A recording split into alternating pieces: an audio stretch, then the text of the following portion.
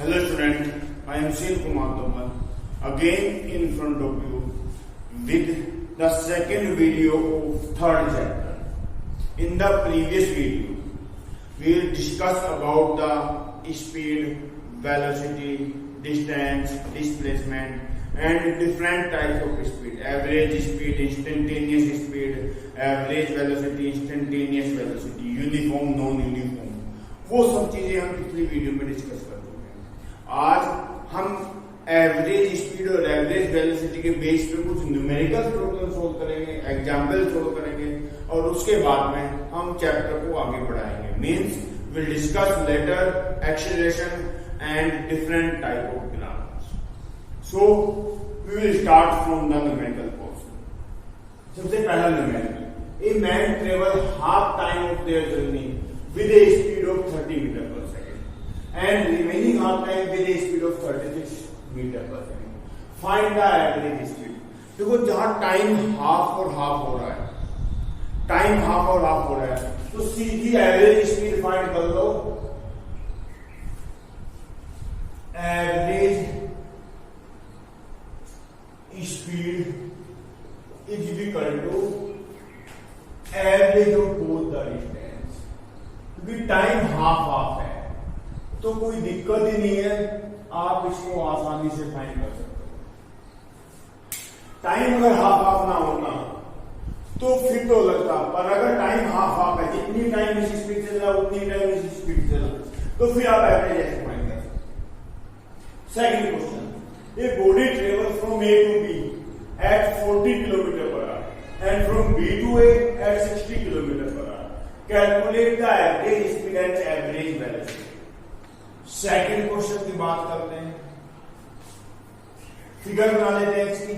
ये ए पॉइंट, ये B point, ए से बी तक गया, स्पीड थी 40 किलोमीटर पर आवर। बी से ए तक स्पीड 60 किलोमीटर पर आवर। अब टाइम इक्वल नहीं है, देखो डिस्टेंस तो इक्वल है, पर जाने में टाइम ज्यादा लगा होगा, स्पीड कम थी, आने में टाइम कम लगा होगा, स्पीड ज्यादा थी। तो कहने का मतलब है इस स्पीड से कम टाइम तक चला है और इस स्पीड से थोड़ी ज्यादा टाइम तक चला है, इस स्पीड से कम टाइम तक चला है। तो मैंने मान लिया T1 time from A to B, means T1 time लगा ए से बी तक जाने में और T2 टाइम लगा B टू A। T1 जाने में और T2 आने में, और X distance between A and B। Distance है X, तो जाने में टाइम कितना लगा? टाइम इक्वल टू क्या होता है? Distance upon speed, distance x और स्पीड 40। ये जाने का टाइम है। आने में टाइम कितना लगा? डिस्टेंस x ही आया वापस और अब की बार स्पीड 60। टोटल टाइम कितना लगा? x plus 40 plus x by 60। LCM लोगे 120, that one is 3x, that one is 2x। इधर ऊपर नीचे 3 की मल्टीप्लाई करोगे तो 3x बाई 120 हो जाएगा, ये 2x बाई 120 हो जाएगा। आपको ऐड करने का पता ही है, फ्रैक्शन कैसे ऐड करते हैं? जब एलसीएम ले लोगे यार, डिनोमिनेटर इक्वल हो जाए तो ऊपर वाले को ऐड कर दो, तो that one is 5x by 120। ये तो टोटल टाइम हो गया। टोटल डिस्टेंस कितनी होगी? x जाने की, x वापस आने की 2x, और टोटल डिस्प्लेसमेंट कितना हो गया?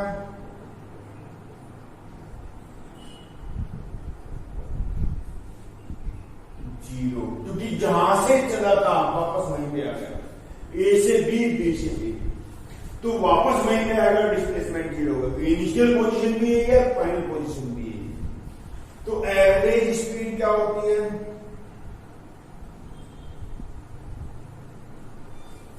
Average speed is equal to total distance upon total time.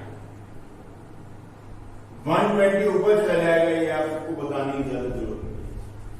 तो ये आ जाएगा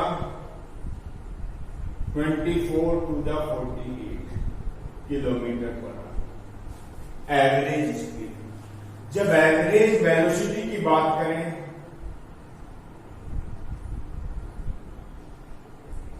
total displacement upon time taking,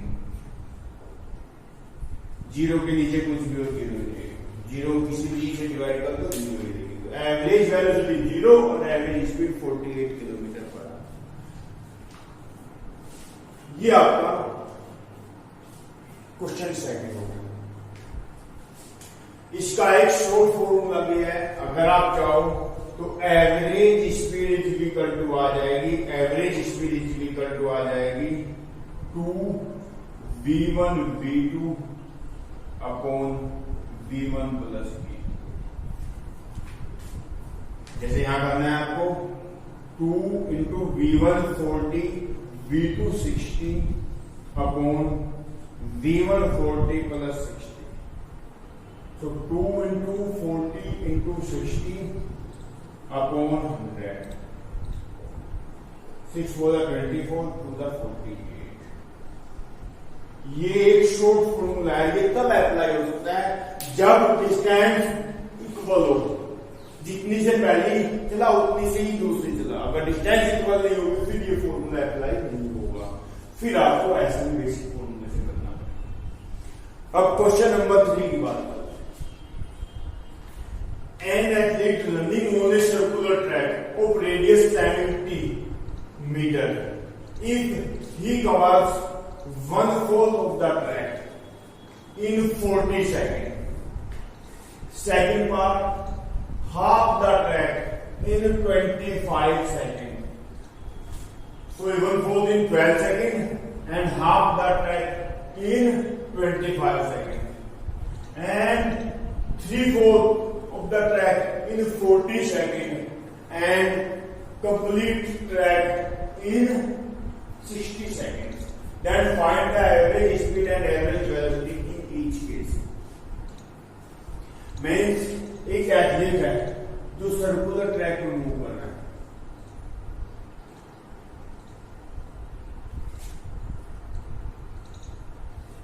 उसकी स्पीड है, फाइंड करनी है, ट्रैक की रेडियस है 70 मीटर। ये 70 मीटर रेडियस है। मान लिया एथलीट यहां से चला तो हाफ ट्रैक कवर किया, बी तक आया,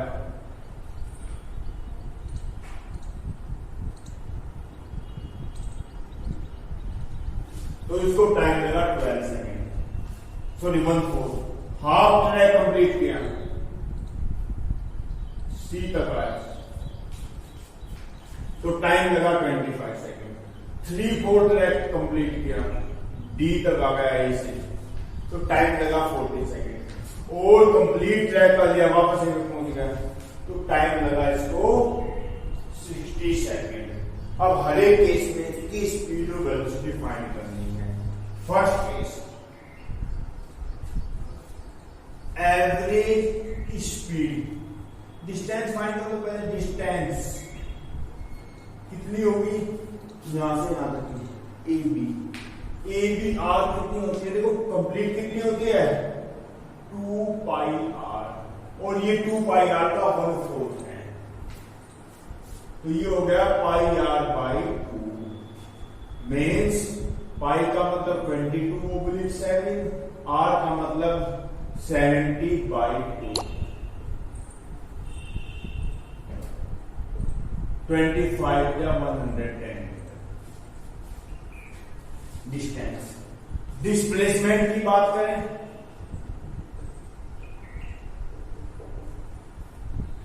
शॉर्ट डिस्टेंस, देखो डिस्टेंस तो नहीं होगी आपको, डिस्प्लेसमेंट शॉर्ट डिस्टेंस 70 तो 70√2 हो जाएगा पाइथागोरस थ्योरम से, इसका स्क्वायर प्लस इसका स्क्वायर इक्वल टू इसका स्क्वायर, तो 70√2 हो जाएगा। तो डिस्प्लेसमेंट हो जाएगा 70√2 मीटर। अब बात करें इसकी एवरेज स्पीड की, तो distance upon time 55/6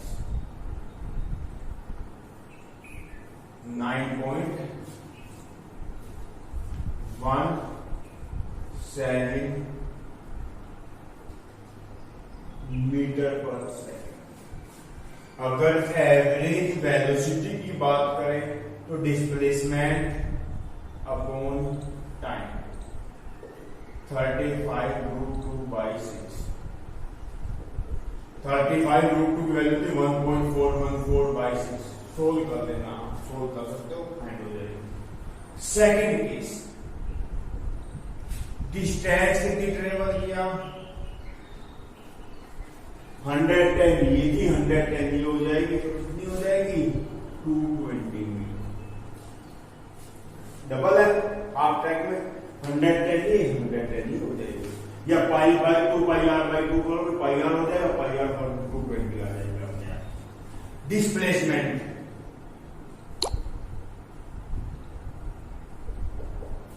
shortest distance 2r, ये दैट वन इज 140 मीटर। 70 ये है 70 हो जाएगी 140 metre. Average speed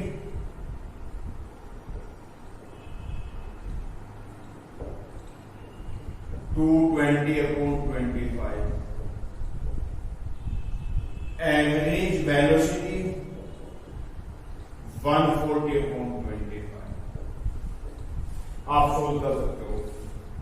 third case, distance कितनी हो जाएगी 110 and 110, that one is 330 metre. Displacement कितना हो जाएगा, shortest distance between initial and final position. A से स्टार्ट किया, डी तक पहुंच गया, तो that one is also 70।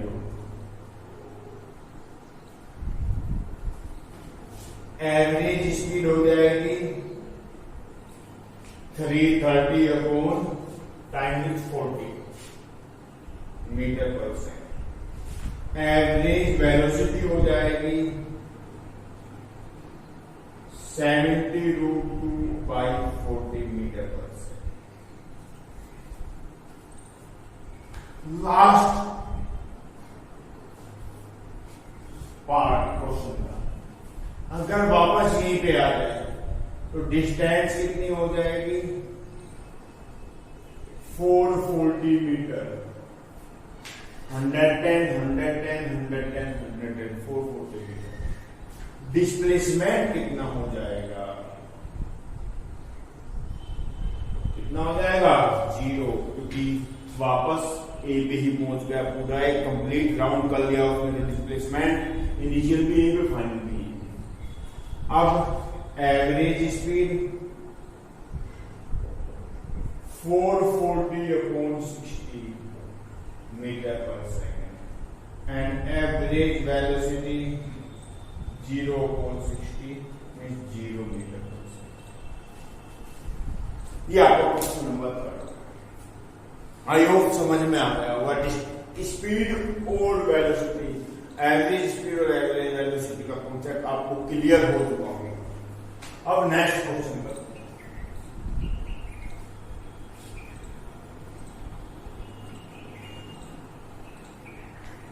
Question number 4।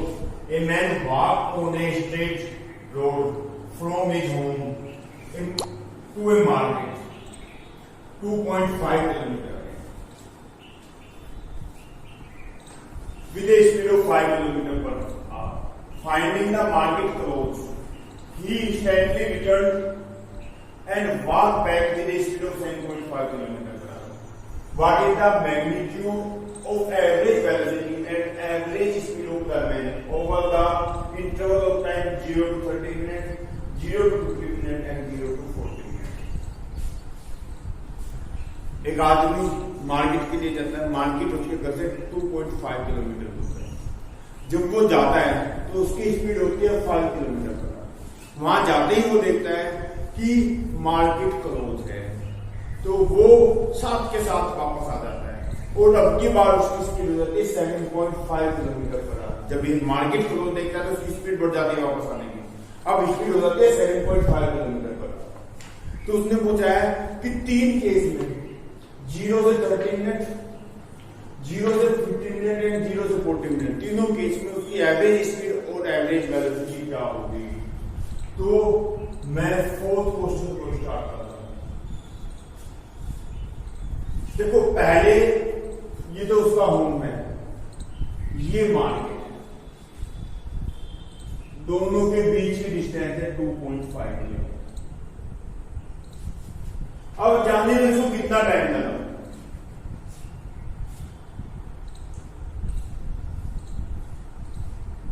जाने में कितना टाइम लगा, time 4h2n distance upon speed 1/2 hour और we get 30 minute. Time 4m2h means market से home, that one is 2.5 upon 7.5, क्योंकि वापस आने की स्पीड उसकी 7.5 है, तो that one is 1/3 hour और we can say 20 minutes। अब क्वेश्चन करते हैं। क्वेश्चन का ए पार्ट 0 से 30 मिनट में स्पीड और वेलोसिटी दोनों पूछी, 0 से 30 मिनट में। तो पहले वेलोसिटी, वेलोसिटी का मतलब डिस्प्लेसमेंट, 30 मिनट में तो m तक पहुंच गए। डिस्प्लेसमेंट कितना है 2.5 और टाइम 30 मिनट मीन्स 1/2 आवर, तो 5 kilometre per our. Second average speed, ये मैग्नीट्यूड पूछा है क्योंकि डायरेक्शन तो हम अभी पढ़े ही नहीं है हमने, तो सिर्फ मैग्नीट्यूड की बात करें। डिस्टेंस 2.5 अपॉन टाइम वही 1/2 hour, that one is 5 kilometre. Second part 0 से 50, अब 0 से 50 30 मिनट जाने की 20 आने की, टोटल 50 हो गई। तो 0 से 50 के लिए एवरेज वेलोसिटी कितना है, डिस्प्लेसमेंट 0, क्योंकि 50 मिनट में तो ये वापस आ गया, 30 में गया, 30 में वापस आ गया, वापस मूव हो गया, डिस्प्लेसमेंट 0 और time 50/60 minute, that one is 0।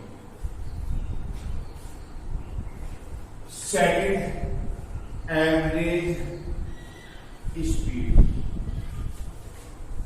Distance 5 kilometre, 2.5 जाने में 2.5 आने में, टोटल डिस्टेंस कितनी होगी 2.5 + 2.5 और टाइम हो गया 50/60, that one is 5 upon 5/6, 5 into 6/5 हो जाएगा, डिवाइड में 5/6 है, मल्टीप्लाई में 6/5 हो जाता है, that one is 6 kilometre per hour. ये मैं सामने पढ़ाऊंगा।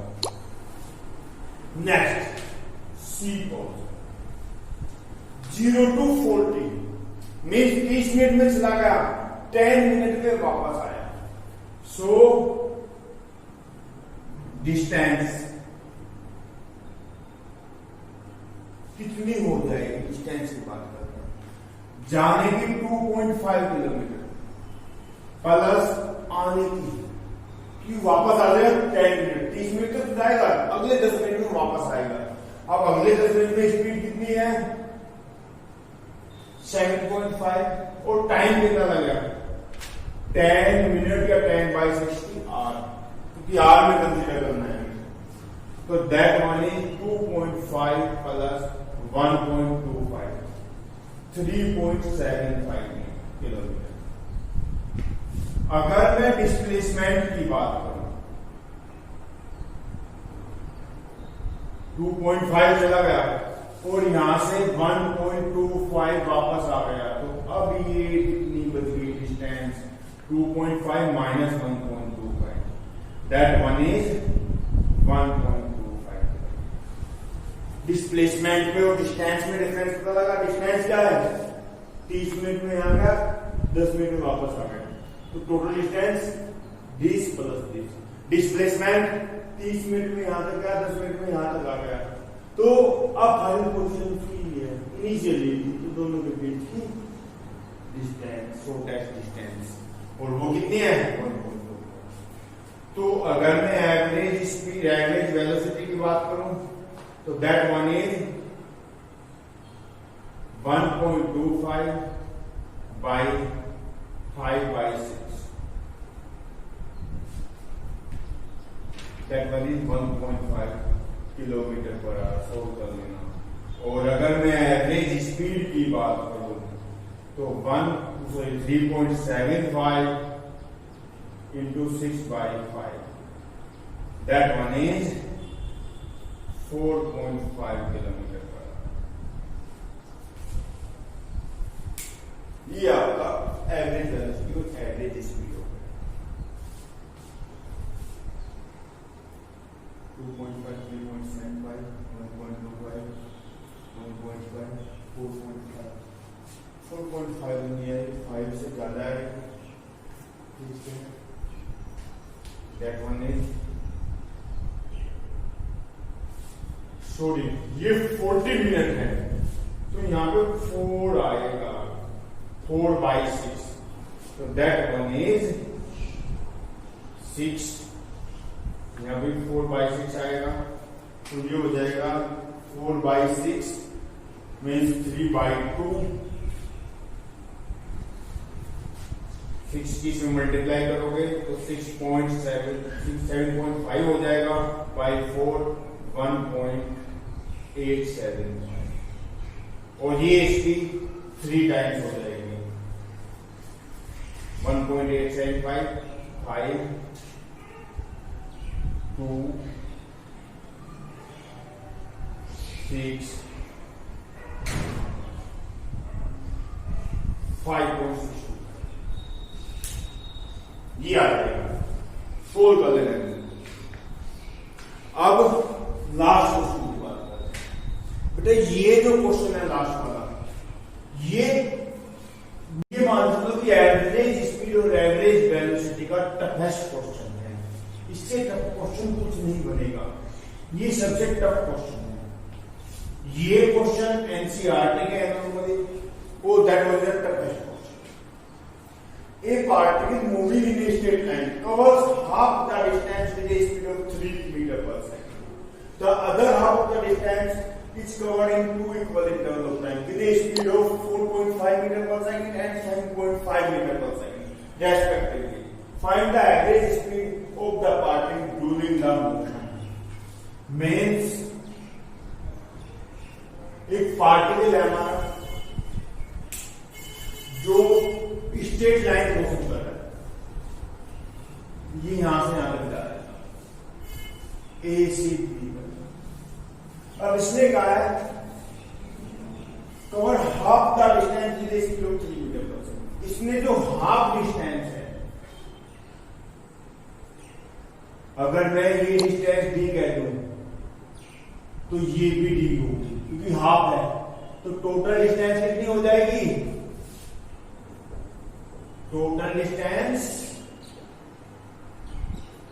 2 डी ये और डी, तो हाफ डिस्टेंस तो इसने कवर की 3 मीटर पर सेकंड। जो रिमेनिंग हाफ बच गई उसमें आधे टाइम तो चलाइए 4.5 मीटर पर सेकंड स्पीड से और आधे टाइम चला 7.5 मीटर पर सेकंड की स्पीड से। Find the average speed of the particle during the motion. अब इसने एवरेज स्पीड की बात की, एवरेज स्पीड क्या होगी? चलो अब देखो, मैंने मान लिया यहां से यहां तक इसको टाइम टी लगा और यहां से यहां तक इसको टाइम टी लगा और यहां से यहां तक इसको टाइम टी लगा। मीन्स देखो T1 टाइम तक आधी डिस्टेंस कवर कर दी T1 टाइम, उसके बाद में जो टाइम बचा कितना बचा 2t, उसमें से t टाइम तक चलाइए किस स्पीड से 4.5 मीटर पर सेकंड स्पीड से, अगले t टाइम तक चलाइए किस स्पीड से 7.5 मीटर पर सेकंड की स्पीड से। अब इसको सोल्व करना शुरू करते हैं। टोटल डिस्टेंस आ गई, टोटल टाइम की बात करते हैं। Total time T1 plus 2t, T1 यहां और 2t। अब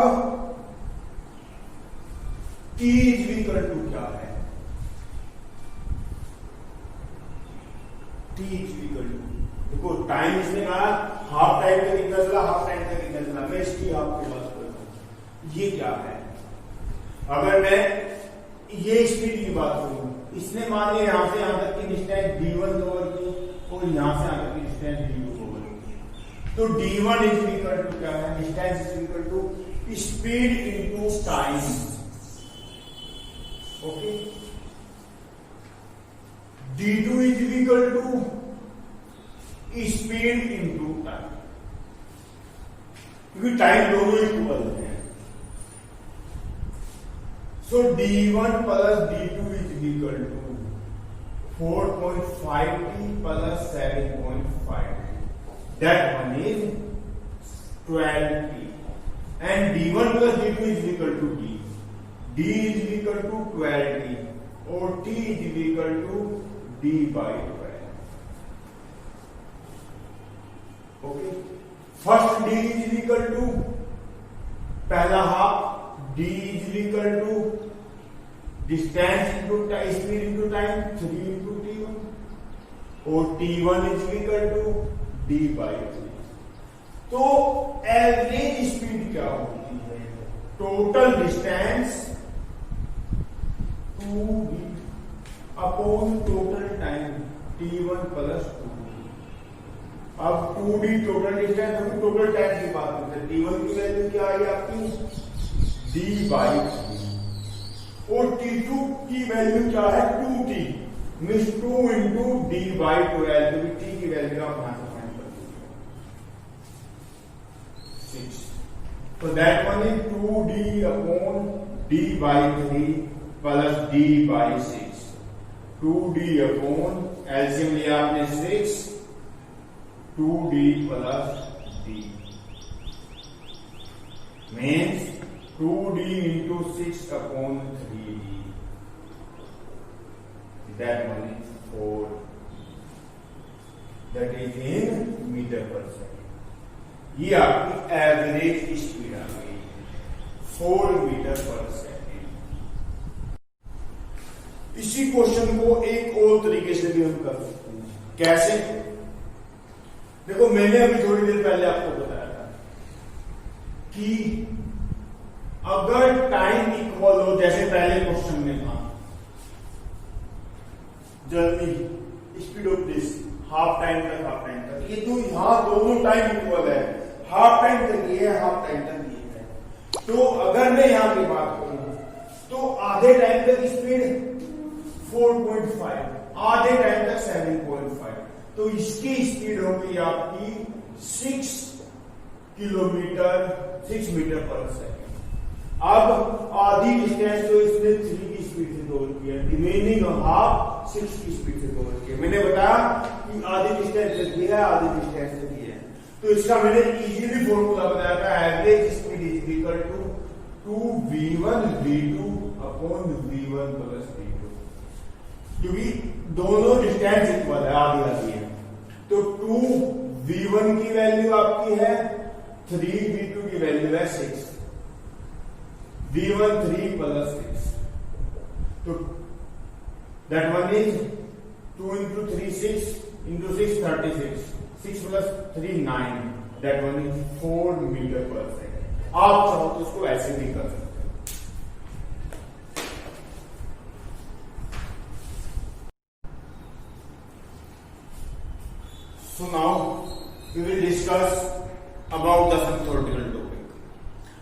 will start from the acceleration.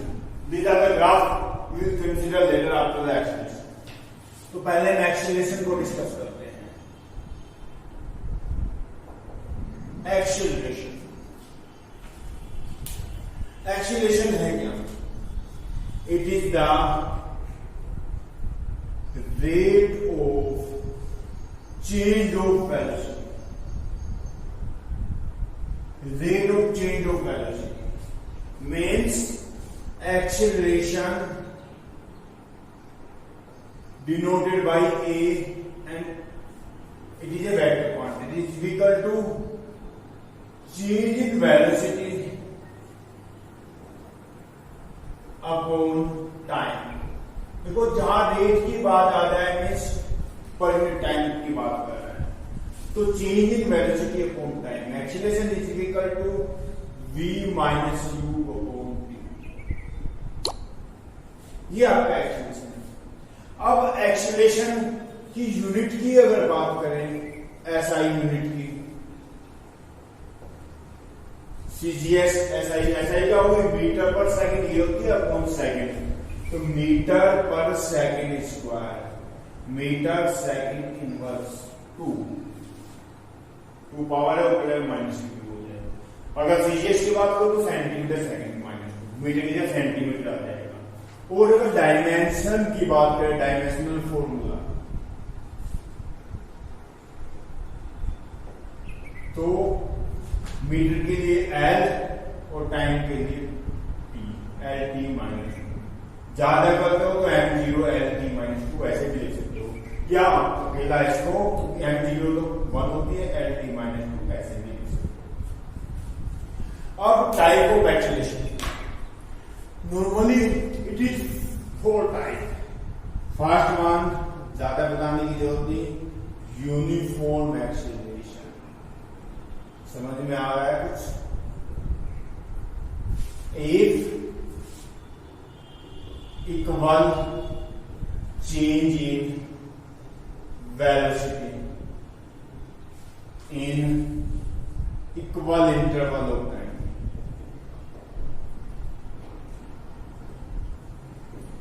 then acceleration is uniform acceleration. अगर इक्वल चेंज हो रहा है इक्वल टाइम में, यूनिफॉर्म एक्सीलरेशन. देखो एक्सीलरेशन या तो स्पीड बढ़ाएगा या स्पीड कम करेगा. बढ़ाएगा तो एक्सीलरेशन, कम करेगा तो डी एक्सीलरेशन. पॉजिटिव एक्सीलरेशन बढ़ा रहा है, नेगेटिव एक्सीलरेशन कम कर रहा है. तो अब डी एक्सीलरेशन को एक चीज कहते हैं रिटार्डेशन. रिटार्डेशन भी बोल देते हैं, जो एक्सीलरेशन कम करता है. गाड़ी में आपका एक्सीलरेटर होता है, रेस होती है, एक्सीलरेट करता है. ब्रेक होता है, डी एक्सीलरेट करता है. ये हो गया. अब मैंने बताया यूनिफॉर्म एक्सीलरेशन. अगर इक्वल चेंज हो रहा है इक्वल टाइम में, जैसे मान लिया हर एक सेकंड में 5 मीटर पर सेकंड की स्पीड बढ़ा रहा है. पहले 5 थी, एक सेकंड बाद 10 हो गई, एक सेकंड बाद 15 हो गई, फिर एक सेकंड बाद 20 हो गई, फिर एक सेकंड बाद 25 हो गई. तो हर एक सेकंड में 5 मीटर पर सेकंड की स्पीड बढ़ा रहा है, तो वो यूनिफॉर्म एक्सीलरेशन. दूसरा आपका नॉन यूनिफॉर्म एक्सीलरेशन.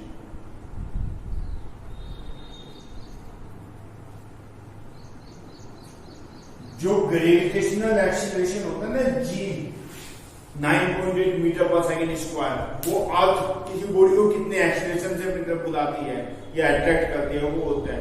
और वो कांस्टेंट ही होता है, 9.80 रहता है. तो यूनिफॉर्म एक्सीलरेशन. दूसरा non uniform acceleration, if unequal change in velocity in equal interval of time,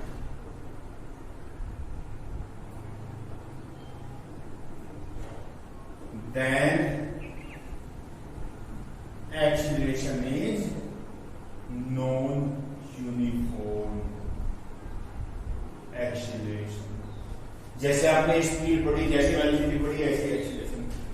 अब अगर नॉन यूनिफॉर्म है तो आपको पता है, या तो आप एवरेज फाइंड करोगे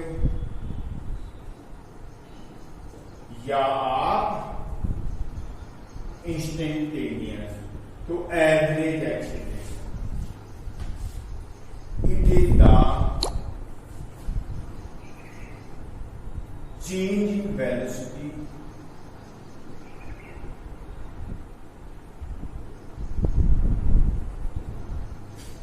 it is the ratio of ratio it is the ratio of change in velocity to the time taken for this change. So average acceleration की अगर मैं बात करूं, इसको डिनोट कर देंगे ऐसे, एवरेज के लिए बात कर टोटल चेंज इन वेलोसिटी। मान लिया t1 टाइम पे वेलोसिटी u1, t2 टाइम पे वेलोसिटी u2 होगी, तो चेंज कितना हुआ v2 minus sorry t1 time पे v1 थी, t2 टाइम पे v2 होगी, तो चेंज हुआ v2 माइनस v1, और टाइम पाथ का t2 का पहला t1 का, तो ये आ जाएगा delta v upon delta, that one is your average acceleration. Fourth and last, instantaneous acceleration.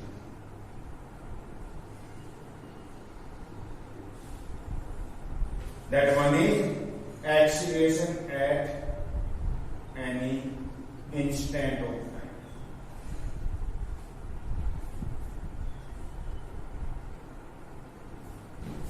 Means here time change should be negligibly small, बहुत स्मॉल टाइम है, इनफाइनाइटली स्मॉल जो बोल देते हैं। मीन्स अगर मैं इंस्टेंटेनियस एक्सीलरेशन की बात करूं तो ये होता है डेल्टा v अपॉन टी ही होता है, but limit delta T tends to zero, delta T zero के नियर बाई है, और इसको आप लिख लोगे डी वी बाई डी, जब स्मॉल हो जाता है तो डी से निकलता है। ये आपका एक्सीलरेशन। अब बात करते हैं ग्राफ की। देखो बेटा, ग्राफ बहुत इंपॉर्टेंट टॉपिक है। ग्राफ अगर समझ में आ गई, वैसे ग्राफ कुछ है नहीं, बहुत इजी चीज है, तो आपको कोई दिक्कत नहीं है, ग्राफिकल क्वेश्चंस आते हैं। अब हमारे पास तीन तरीके के ग्राफ हैं, एक है डिस्टेंस टाइम या पोजीशन टाइम ग्राफ, एक है वेलोसिटी टाइम या स्पीड टाइम ग्राफ, और एक है acceleration time graph. Means distance का टाइम के साथ में जो ग्राफ बनना है, एक अक्ष पे डिस्टेंस, एक अक्ष पे टाइम, वेलोसिटी का टाइम के साथ में वेलोसिटी टाइम, और एक्सीलरेशन का टाइम के साथ में एक्सीलरेशन टाइम ग्राफ। अब अगर मैं बात करूं ग्राफ की, तो हमारे पास तीन तरीके के ग्राफ। सबसे पहले एक चीज आपको याद रखनी है कि ग्राफ चाहे कोई भी हो, टाइम ऑलवेज एक्सिस पे होगा, टाइम ये होगा हॉरिजॉन्टल लाइन में, ऑलवेज एक्सिस पे टाइम होता है। अगर डिस्टेंस टाइम है तो इधर डिस्टेंस होगी वाई एक्स में, अगर वेलोसिटी टाइम है तो वेलोसिटी वाई एक्स में, अगर एक्सीलरेशन टाइम है तो एक्सीलरेशन वाई एक्स में, टाइम ऑलवेज एक्सिस पे होगा। तो पहले अगर बात करूंगा, पहला ग्राफ है डिस्टेंस टाइम ग्राफ या पोजीशन टाइम ग्राफ।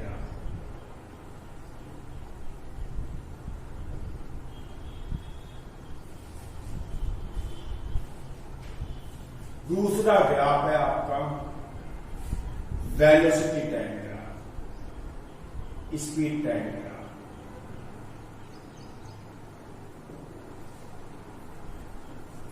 और तीसरा टाइम है आपका, तीसरा ग्राफ है आपका एक्सीलरेशन टाइम ग्राफ।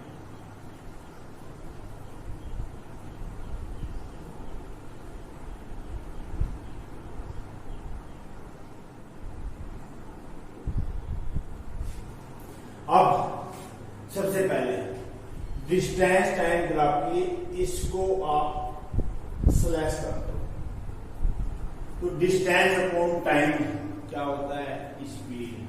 तो इसका स्लोप हो गया डिस्टेंस पर time, that one is speed और वेलोसिटी। डिस्टेंस, डिस्प्लेसमेंट, पोजीशन एक ही बात होती है तीनों ग्राफ की। तो इसका स्लोप हो गया, इसका स्लोप हो गया एक्सीलरेशन। स्लोप मीन्स होता है झुकाव, और इसका स्लोप हो गया एक्सीलरेशन पर यूनिट टाइम, क्योंकि एक्सीलरेशन पर यूनिट टाइम के लिए कोई अलग हमारे पास चीज नहीं। अब ये ग्राफ को मैं यहां पे ग्राफ बना रहा हूं। तीन तरीके का ग्राफ हो सकता है। एक पैरेलल टू टाइम एक्सिस, एक स्ट्रेट लाइन और एक कर्व लाइन। एक कर्व लाइन है, दोनों कर्व। अगर पैरेलल टू टाइम एक्सिस है, ये वाली कंडीशन है, ये वाली कंडीशन आपकी दूसरी है, ये वाली कंडीशन आपकी तीसरी है, और ये दोनों। अगर स्ट्रेट लाइन है पैरेलल टू टाइम एक्सिस, तो इसका मतलब इसके बारे में बात कर रहे हैं। स्लोप जो है इसके बारे में बात कर रहे हैं। स्पीड, स्पीड जीरो है, स्पीड जीरो है, इसका मतलब रेस्ट। स्पीड जीरो का मतलब रेस्ट। अगर स्ट्रेट लाइन है तो इसका मतलब यूनिफॉर्म स्पीड, स्पीड कांस्टेंट है। पहले एक सेकंड में 2 मीटर आगे बढ़ा, अगले सेकंड से 2 मीटर बढ़ा, अगले सेकंड से 2 मीटर बढ़ा, अगले सेकंड से 2 मीटर बढ़ा। तो हर एक सेकंड में 2 मीटर चल रहा है, इसका मतलब 2 metre per second uniform speed है। इसको यूनिफॉर्म स्पीड बोल देते हैं, यूनिफॉर्म मोशन भी बोल देते हैं।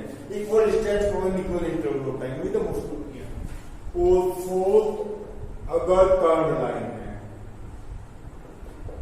तो non uniform speed. Non uniform का मतलब एक्सीलरेशन है, या तो स्पीड कम हो रही है या स्पीड बढ़ रही है, या तो एक्सीलरेशन है या डी एक्सीलरेशन। अब वेलोसिटी टाइम ग्राफ के बारे में बात करते हैं। सेम वही चीजें जो आप पीछे पढ़े। स्लोप क्या है, एक्सीलरेशन। तो ये एक्सीलरेशन के टाइम के बारे में बात करेगा। अगर पैरेलल टू टाइम एक्सिस है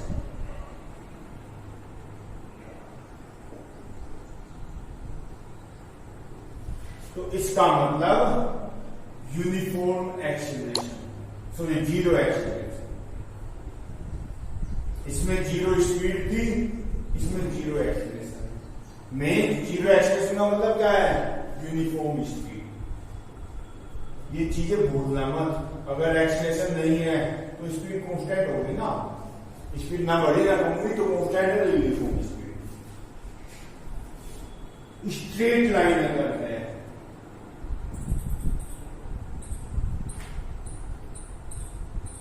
तो यूनिफॉर्म एक्सीलरेशन। यूनिफॉर्म एक्सीलरेशन का मतलब कि इक्वल टाइम में इक्वल स्पीड बढ़ रही है। एक्सीलरेशन कोई भी कांस्टेंट है तो एक्सीलरेशन पर कांस्टेंट है। और अगर कर्व लाइन है तो non uniform acceleration.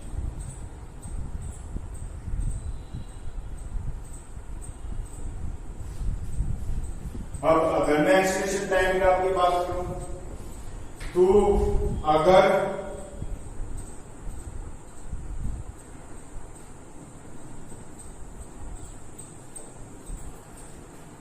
Parallel to time axis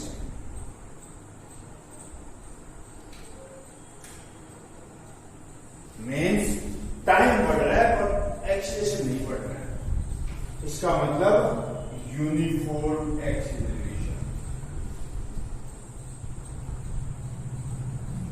अगर ये ग्राफ है हमारे पास और ऐसा आ रहा है, टाइम तो बढ़ रहा है पर एक्सीलरेशन नहीं बढ़ रहा है, टाइम तो बढ़ा पर एक्सीलरेशन नहीं बढ़ा। अगर y एक्स बढ़ती है तो एक्सीलरेशन बढ़ेगा, एक्स बढ़ रहा है तो टाइम बढ़ रहा है, टाइम तो बढ़ रहा है, यहां से यहां तक पहुंच गया टाइम। पहले 1 second 2 second 3 second 4 second 5 second 10 second हो गया, पर एक्सीलरेशन नहीं बढ़ती, यूनिफॉर्म है। अगर स्ट्रेट लाइन में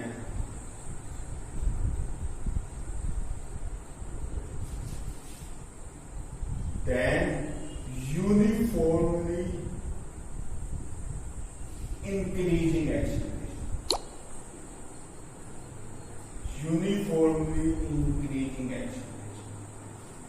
and third one, अगर कर्व लाइन है तो non uniformly increasing और डिक्रीजिंग। जो नॉन यूनिफॉर्मली इंक्रीजिंग एक्सीलरेशन करती है, नॉन यूनिफॉर्मली इंक्रीजिंग एक्सीलरेशन। ये आपके तीनों ग्राफ के बारे में बात है। अब यही ग्राफ होते हैं। देखो डिस्टेंस टाइम ग्राफ है, अगर कोई बॉडी रेस्ट में है डिस्टेंस इसकी 5 मीटर है, टाइम 1 हुआ तब भी 5 है, टाइम 2 हुआ तब भी 5 है, 3 है तब भी 5 है, 4 है तब भी 5 है, 5 है। टाइम बढ़ रहा है पर डिस्टेंस नहीं बढ़ रही, तो रेस्ट में है, जहां रखा हो वहीं पे रखो। ये बोली uniform motion, uniform motion means uniform speed. जितना टाइम बढ़ रहा है, टाइम दोगुना हो गया तो डिस्टेंस भी दोगुनी होगी, टाइम 4 गुना होगा, डिस्टेंस भी 4 गुना।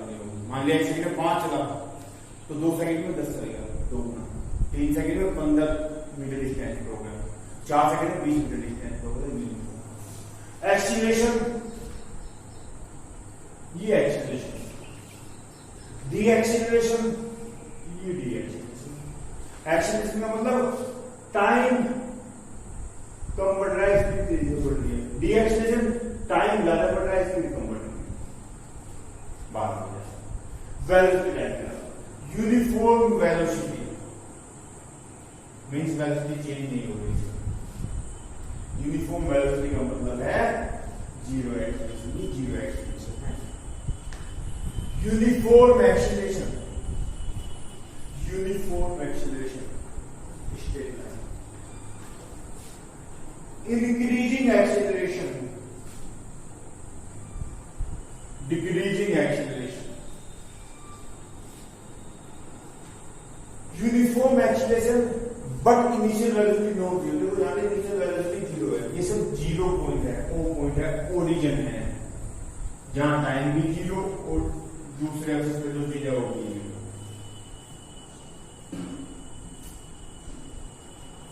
तो ये हो गया मीन्स पहले से कुछ स्पीड थी, जब टाइम जीरो था, इधर टाइम क्या था, टाइम जीरो है, कुछ स्पीड पहले से।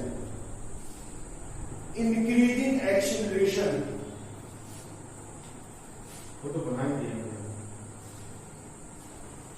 अब यहां से अगर आपका वेलोसिटी टाइम ग्राफ है तो एक चीज और देखो इसमें, इस वाले में area of velocity time graph in distance और डिस्प्लेसमेंट कैसे होता है तो बता। वेलोसिटी टाइम ग्राफ का एरिया डिस्टेंस होगा, डिस्प्लेसमेंट होगा। अब देखो ये वेलोसिटी टाइम ग्राफ है, स्पीड उस टाइम तक प्लस माइनस प्लस माइनस। अगर मुझे डिस्टेंस फाइंड करनी है तो ये एरिया प्लस ये एरिया प्लस ये एरिया प्लस ये area means area 1 plus 2 plus 3 plus 4। Distance आ जाएगी, सारे एरिया को जोड़ दो। पर अगर डिस्प्लेसमेंट फाइंड करना है तो जो प्लस वाला एरिया है उसको प्लस करो और जो माइनस वाला है उसको माइनस करो। जो ऊपर वाले हैं 1 and 3 प्लस के हो गए, 2 and 4 माइनस हो गए। अब uniform acceleration means constant acceleration, uniformly increasing acceleration, uniformly increase, ये जो आपका है ये है नेगेटिव एक्सेलरेशन, इसको नेगेटिव एक्सेलरेशन कहते हैं।